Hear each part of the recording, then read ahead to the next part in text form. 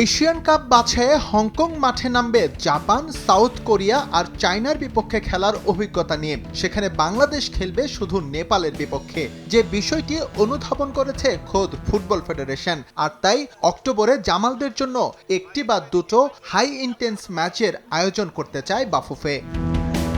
FIFA উইন্ডোর বাইরে হওয়ায় এই ম্যাচের জন্য কোনো জাতীয় দল পাবে না বাংলাদেশ, তবে চাইলেই ম্যানেজ করতে পারে বড় কোনো ক্লাব। সেটা মাথায় রেখেই কাজ করছে ন্যাশনাল টিমস ম্যানেজমেন্ট কমিটি। প্রস্তাব দেয়া হয়েছে সৌদি আরব, কাতার, চায়না, জাপান এবং থাইল্যান্ডের বেশ কয়েকটি ক্লাবকে।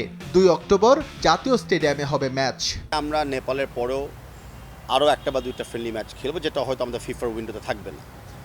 সো সেটা হলো হংকংকে নিয়ে আমরা অন্যভাবে চিন্তা করছি। যদি আমরা প্রথম ম্যাচ 2 তারিখে করতে পারি, মানে অক্টোবরের 2 তারিখে করলে 2 আর 4 খেলে আমরা ম্যাচ চলতে পারি। এটা প্রায় রেস্ট রিকভারি ক্যালকুলেশন আছে, বাট ডেফিনেটলি আমাদের 3 দিন লাগে বিটুইন ম্যাচেস।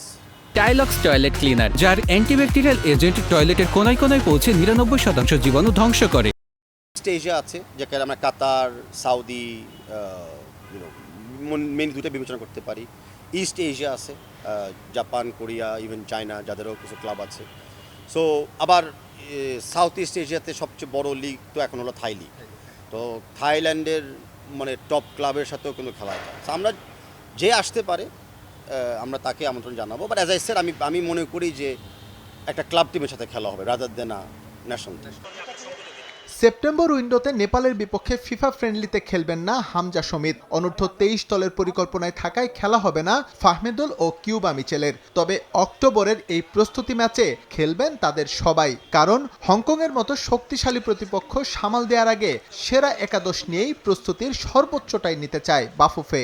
ওরা সিন্স কনফার্ম করতেছে অক্টোবরে আসবে একটু লম্বা সময়ের জন্য, বিকজ আমরা যদি তাদেরকে ট্রেনিংয়ে আনি তাহলে তারা কিন্তু ফিফা উইন্ডোর বাইরে চলে আসতে হবে, আর যাবে কিন্তু আবার মানে অনেক পরে, হংকং শেষ করে যাবে। তো তাই ওরা সেপ্টেম্বরে এখন আসছে না, 11-র দিকে তারা চলে যাবে যদি আসতো। আবার আমরা চাচ্ছি অক্টোবরের 1 তারিখের আগে চলে আসতে। সো হচ্ছে না, তাদের কাছ থেকে হবে না।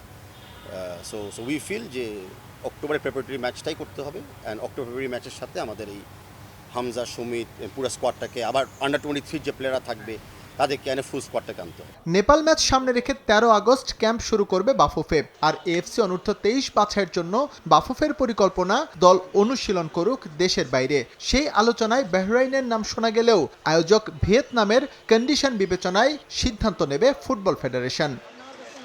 S M Iqbal, Somoy Sangbad, Dhaka.